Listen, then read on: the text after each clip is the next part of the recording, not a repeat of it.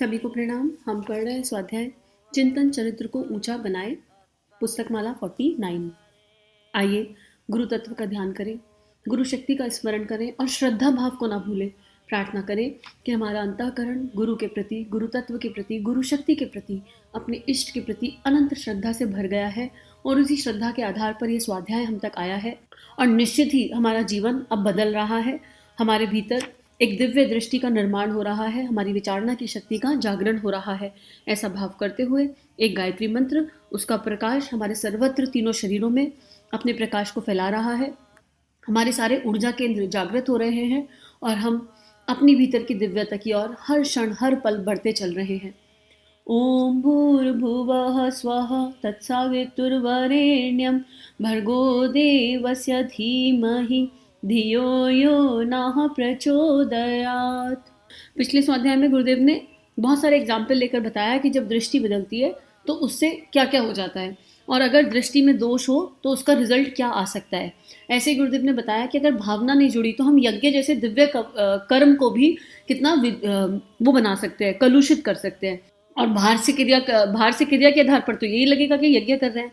तो इससे एक लर्निंग ये भी मिलती है कि किसी को कर्म के आधार पर कभी आंकना नहीं चाहिए। इसलिए हमें कभी भी जज नहीं करना चाहिए किसी को और किसी के लिए कोई धारणा नहीं बनानी चाहिए। हम कई बार बाहर कोई इंसान बहुत अच्छा काम कर रहा है, बहुत अच्छा काम कर रहा है, हमें मन का तो पता नहीं और हम सोच लें कि इंसान बहुत अच्छा है और इसके ऊपर हम निर्भर हो सकते हैं, या जो भी ट्रस्ट, हम अपना वहाँ ट्रस्ट सिस्टम बिल्ड कर लें, पर हमें उसका मूल भाव नहीं पता। और कई बार कोई इंसान बहुत गलत कर्म करता हुआ नजर आ सकता है और हम सोच लें ये इंसान बहुत बुरा है। तो क्योंकि हम किसी के अंदर जा नहीं सकते, हम किसी के अंदर पहुंच नहीं सकते, इसलिए हम धारणा से दूर रहें और केवल फोकस अपने अंतःकरण पे रखें, वो बेस्ट है। और इसी के लिए धारणा ना बनाए पर आत्मनिर्माण के सूत्र निर्जीवन में, उसमें एक ऑडियो है पूरा इसके ऊपर कि धारणा बनाने का नुकसान क्या हो सकता है। और आत्मनिर्माण की यात्रा है तो अपने भीतर ही रहना है ना, सब कुछ अपने अंदर ही रखना है। तो फिर हम अपने अंदर अपने भीतर चलेंगे, आत्मनिर्माण होगा तो बाकी सब अपने आप हो जाएगा। आगे गुरुदेव लिख रहे हैं, चिंतन उच्च स्तरीय हो। कैसा हो? उच्च हो, सोच उच्च हो, विचारना उच्च हो। क्यों उच्च हो? क्योंकि अगर विचारना उच्च होगी तो जो कर्म बनेगा वो भी श्रेष्ठतम दिशा में जाएगा। इसलिए मित्रों, यह बात ध्यान में रखकर चलना पड़ेगा कि आपको बनना क्या है और बनाना क्या है, क्या करना है और क्या कराना है। इन दोनों प्रश्नों के उत्तर में एक ही जवाब है, हमको अपनी दृष्टि का परिशोधन करना है। अब बात आती है करना, कराना, बनना, बनाने की। पहले उसको भूल जाओ, पहले अपनी दृष्टि को बदल लो, अपनी सोच को बदल लो, अपनी विचारणा को दिशा दे दो, फिर सोचो। फिर वो विवेक जागृत हो गया कि अब मुझे अपने जीवन में क्या करना है, क्या बनना है। स्वयं का प्रश्न जहां तक आए, आप एक ही बात ध्यान रखिए, हमारी दृष्टि परिष्कृत होनी चाहिए, हमारा चिंतन उच्च स्तरीय होना चाहिए, हमारे मनों में सिद्धांत के लिए, आदर्शों के लिए ऊंची निष्ठा होनी चाहिए। अगर आपके भीतर ये है तो आप क्या क्रिया करते हैं, क्या नहीं करते। चलिए, आपकी क्रिया घटिया किस्म की भी हुई तो मैं कहूँगा कि आप योगी हैं, आप संत हैं, आप तपस्वी हैं और आप ज्ञानी हैं। क्रिया कृत्य आपका सामान्य जैसा दिखाई पड़ता हो तो भी, उसके लिए हंसी मजाक उड़ाया जाता हो तो भी, इतिहास में नाम छपने लायक ना हो तो भी इसका बड़ा भारी असर पड़ेगा। फिर आपके लिए तो पढ़ना भी चाहिए। इसलिए दृष्टि को ऊंचा करना, चिंतन को ऊंचा करना, आस्थाओं निष्ठाओं को ऊंचा करना, यह हमारा पहला काम है।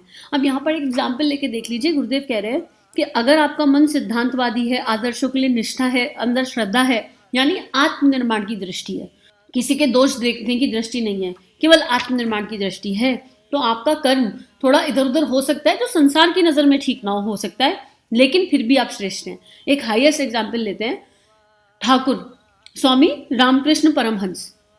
उनका कोई भी कर्म कांड से रिलेटेड नहीं होता था। वो जब माँ के साथ बैठते थे तो कब खिला रहे, कब खा रहे हैं, क्या कर रहे हैं, क्या नहीं कर रहे, इसका कोई अता पता नहीं था, कोई टाइमिंग नहीं थी, कुछ भी नहीं था। तो क्या उनका कर्म गलत था?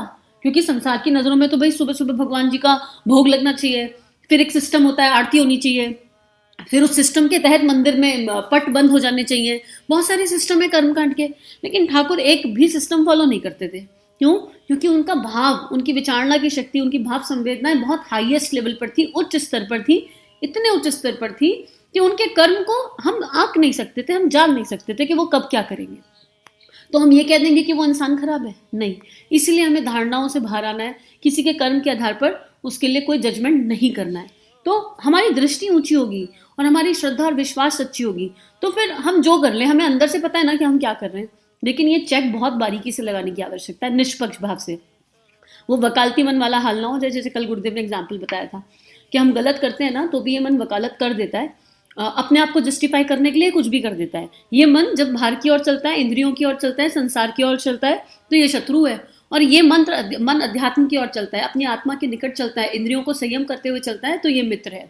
तो बार बार देखना पड़ेगा कि कौन सा वाला मन है। ये प्रबुद्ध, जो बीच वाला मन है, प्रबुद्ध मन जिसकी बात हो रही थी, ये मुझे आध्यात्मिकता की ओर ले जा रहा है, मन के 3 हिस्से हैं, या प्रवर्त मन की ओर, मेरी तामसिकता की ओर ले जा रहा है। इस पर चेक लगाना पड़ेगा। आगे लिख रहे हैं, मित्रों यह मुख्य काम है और आखिरी काम क्या है? आखिरी काम है, ये मुख्य काम है और आखिरी काम भी है, सॉरी आखिरी काम भी है। ये कौन सा है आखिरी काम? आत्मनिर्माण करना, अपने भीतर अपनी भावनाओं को, अपनी इंटेंशंस को चेक करना। विचारना मतलब अपने हर कर्म के पीछे आपकी इंटेंशन क्या है उसको चेक करना। और ये चेक बैठकर नहीं करना होता, 24 घंटे का चेक है। अगर आप मैं क्या हूँ सुन रहे हो तो इस चेक को लगाने की विधि भी आ जाएगी। चेक करना है पर कैसे करना है, ये सारे उत्तर आपको मैं क्या हूँ में मिल जाएंगे। एक एक स्टेप बताया गया उसमें कि कैसे चेकिंग करनी है। इसी तरह हम तरह तरह की क्रिया कृत्य करते हैं, उसमें जप भी शामिल है, भजन भी शामिल है, अनुष्ठान भी शामिल है। ये जप, भजन और अनुष्ठान एक कृत्य है। अगर आपको इनको उच्च स्तरीय दृष्टिकोण बनाने के लिए किया गया तो मैं आपको बधाई देता हूँ और ये कहता हूँ कि भगवान करे ऐसा भाव हर एक के मन में उत्पन्न हो, ऐसा अनुष्ठान हर एक के मन में हो। लेकिन अगर आपकी दृष्टि अनुष्ठानों के पीछे निकृष्ट है, किसी से पैसा लेकर जप करके आपके मन की दृष्टि है, किसी का पैसा लेकर जप करने की आपके मन की दृष्टि है, तो मैं समझता हूं कि कोई खास फायदा नहीं होगा। आप एक मजदूरी करते हैं, गायत्री माता को कोई फल मिलेगा? बेटे मैं नहीं कह सकता, क्योंकि तेरा उद्देश्य मजदूरी है। गायत्री माता का फल मिलेगा? बेटे जरूर मिलेगा, अगर तेरी दृष्टि ऊंची रहेगी। दृष्टि का उसमें समावेश नहीं हुआ तो मैं जानता हूं कि शायद ही उसका कोई परिणाम और शायद ही कोई अच्छा फल तुझे मिल सकता होगा। यहाँ पर गुरुदेव कह रहे हैं, एक बहुत क्लियर बात कह रहे हैं कि हम कोई भी साधना करें, किसी भी तरह का तप करें, अगर हमारा मूल भाव यह है कि हे परमात्मा हमें स्वीकार कर लो, हमारा परिष्कार कर दो, अगर उच्च स्तरीय मूल भावना है उस साधना के पीछे, और उच्च स्तरीय का मतलब केवल इतना ही है, हे परमात्मा हमें स्वीकार कर लो, हमसे जो भी गलतियां हो रही हैं उनको ट्रांसफॉर्म कर दो, हमें हमारे विकार दिखा दो और उन पर प्रकाश डाल दो। लेकिन अगर हम कह रहे हैं लॉलीपॉप टॉफी दे दो, भगवान जी इसका बुरा कर दो, उसका भला कर दो, सारी संसारिक इच्छाएं लेकर बैठे हुए हैं, तो हमको खुद समझ में आ रहा है कि हम क्या कर रहे हैं। हम भगवान के मंदिर में जा भी रहे हैं और मांग क्या रहे हैं? बड़ी विचारणीय प्रश्न है ये कि हम क्या मांग रहे हैं। तो हमको ऐसी सब चीज़ों से बाहर आना है। हर एक कर्म, हर एक क्रिया, मेरी मूल इंटेंशन बिल्कुल परमात्मा की ओर हो, मेरा चिंतन अपने इष्ट में ऐसा रम जाए कि मुझे अपने इष्ट के अलावा कोई ध्यान न रहे। आपका हर कर्म श्रेष्ठ हो जाएगा। अगर आपका भावना और आपका विचारना आपके इष्ट पर श्रद्धा के साथ केंद्रित हो जाए तो आपके इष्ट का प्राण आप में उतरने लगेगा और आपका हर कर्म जो है बेस्टेस्ट हो जाएगा, ऑटोमेटिक बेस्टेस्ट हो जाएगा। यही बात गुरुदेव कह रहे हैं। उसमें फिर आप चाहे मजदूरी भी करते हो, अगर एक मजदूर मजदूरी करते हुए खींच रहा है और रो रहा है अपने भाग्य को, तो कोई फायदा नहीं, वो उस कर्म को पूरी तरह से नहीं कर रहा। अगर वो ये मान रहा है यही मेरी सेवा है, यही मुझे भगवान ने दिया है, मैं अपने इष्ट का चिंतन करते करते ये काम करूंगा और अपने विकारों पे नजर रखूंगा, किसी पे दोषारोपण नहीं करूंगा किसी चीज का, अपनी परिस्थितियों के लिए भी किसी को दोष नहीं दूंगा। अगर वो वाले दृष्टिकोण से वो करे तो उसका चित्त तो माँ गायत्री में लगा हुआ है ना, तो उसका वो मजदूरी का कर्म भी श्रेष्ठ है। हम नहीं जान सकते किसके मन में कब क्या चल रहा है, और हमें जानने की आवश्यकता भी नहीं है। क्यों ही जानना है? अरे इतना विश्वास रखो कि अगर आप अपने गुरु के संरक्षण में हो तो आपके चारों तरफ एक दैवीय ऊर्जा कवच क्रिएट हो जाता है, और आपके गुरु की मर्जी के बिना कोई आपके उस एनर्जी सर्किल में एंटर ही नहीं कर सकता ना। क्योंकि संसारिक नजर से आप ये कहोगे अरे नहीं, लोगों को जाना नहीं तो हमारा नुकसान हो जाएगा, लोग फायदा उठा के ले जाएंगे, लोग ऐसा कर जाएंगे, लोग वैसा कर जाएंगे, इतना कुछ आप कहोगे।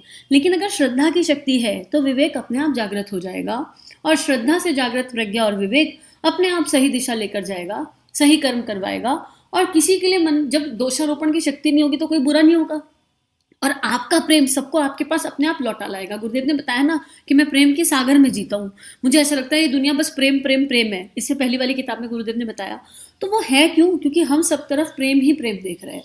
जब हमें हर किसी की अच्छाई दिखने लगेगी, हमें किसी की बुराई नजर नहीं आएगी, तो क्यों मनमुटाव होगा किसी से? क्यों कोई बैर भाव होगा? क्यों कोई मेरा नुकसान करेगा? और फिर वो परमात्मा का कवच अपने आप मिल जाएगा, और वो कवच इतना दैवीय होगा कि कोई चाहकर भी उसे भेद नहीं पाएगा। आपकी एनर्जी में कोई आ भी जाए गलत दृष्टि के साथ, आप देख लेना, परमात्मा आपसे बहुत प्यार करता है। आप अपने बच्चे से प्यार करते हो, उसे किसी गलत दिशा जाने देते हो, किसी गलत संगत में पढ़ने देते हो, बच्चे का ध्यान रखते हो ना लगातार, और कोई गलत एनर्जी आ जाए, कोई गलत संगत आ जाए तो तुरंत उसको हटा देते हो, तो वो परमात्मा हमसे प्यार नहीं करता? बहुत प्यार करता है, अनंत स्नेह करता है।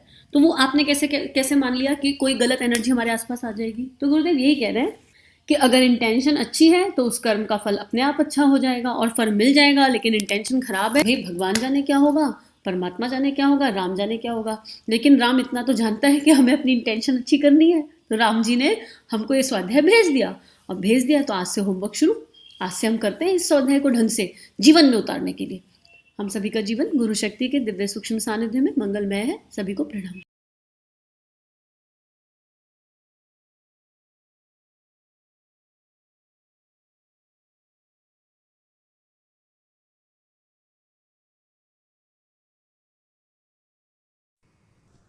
हमारे YouTube चैनल को सब्सक्राइब कीजिए और बेल आइकन पर क्लिक कीजिए ताकि आने वाली सभी वीडियो की नोटिफिकेशन आपको मिलती रहे। आप सभी को बहुत बहुत थैंक यू।